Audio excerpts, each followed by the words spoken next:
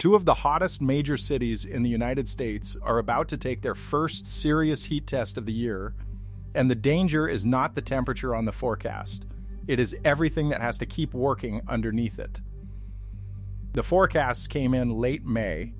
Phoenix climbing toward 109 degrees Fahrenheit by June 2nd, about 43 Celsius. Las Vegas approaching 103. NOAA's Climate Prediction Center flagged a slight risk of extreme heat for the Central Valley of California and parts of the desert Southwest around June 4th, with mid-level high pressure building over the west. The center noted enhanced potential for major or higher heat risk. But here is the detail that tells the real story. What kills people in the desert is the gap between the heat and the systems built to hold it back. In 2023, Maricopa County, the county that contains Phoenix, recorded 645 heat-related deaths, the highest in its history. The temperature did not kill all of them directly. The failure of cooling did. Of the indoor heat deaths the following year, the vast majority had an air conditioner in the home, and 70% of those were not working. That is the real shape of desert heat. It is the elderly resident with a broken air conditioner and a fixed income that makes her afraid to run it. The construction worker on a Phoenix job site at 11 in the morning. The person experiencing homelessness with no indoor option. The parent deciding whether the kids can walk to school. For all of them, 109 degrees is not a number on a screen. It is a question about whether the day ends safely. On a normal July day, Phoenix is hotter than this, and the systems hold because the city is in full summer mode and the bodies have adapted. On the first heat event of the season, neither is ready. The temperature this week will not be the city's highest of the year. It may still be one of its most dangerous. The danger is not just the number on the thermometer, it is the number of people who can only survive that heat if the power, water, and cooling systems keep working. The Climate Prediction Center's exact wording on the driver, mid-level high pressure, is predicted to linger across the west coast and southwest. Linger. That is the word that matters. A mid-level high-pressure ridge is dangerous not because hot air arrives, but because it sits.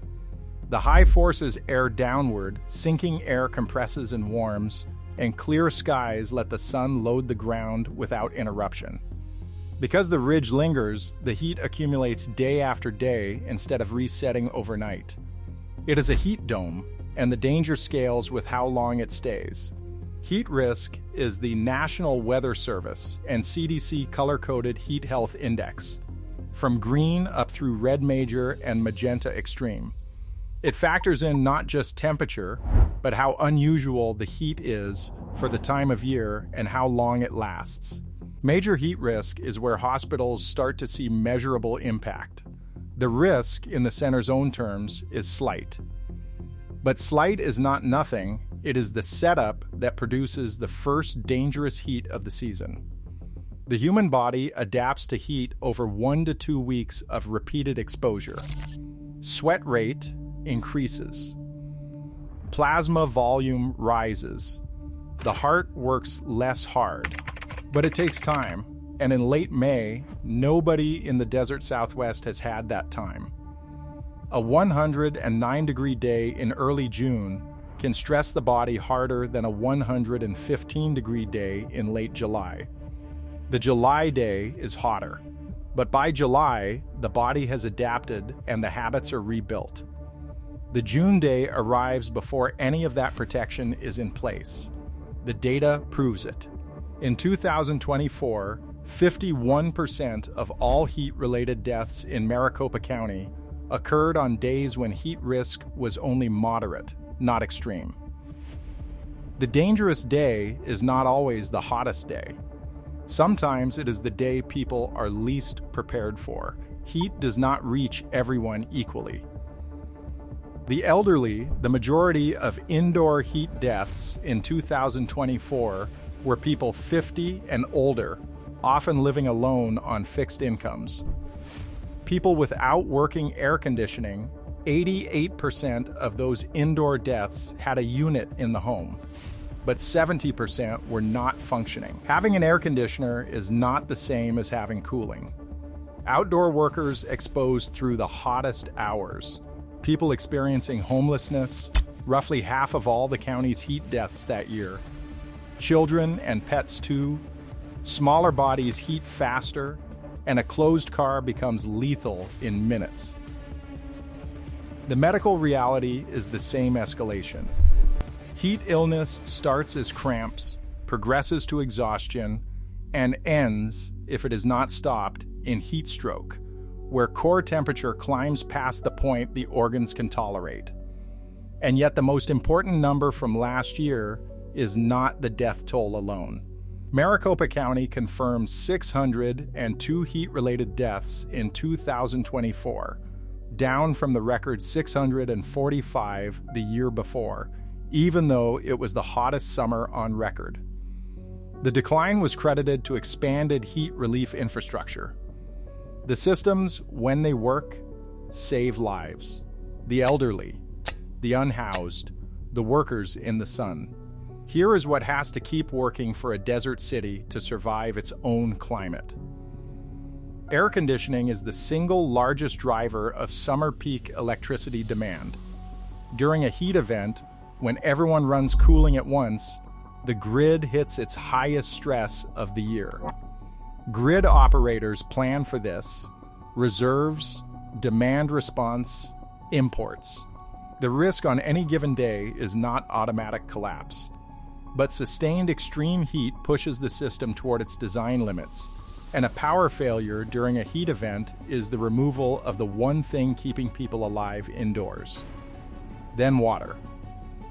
Heat raises demand across the board, and Phoenix and Las Vegas both draw on the Colorado River system under multi-year drought stress, the demand spiking exactly when the source is most strained, and then the city itself.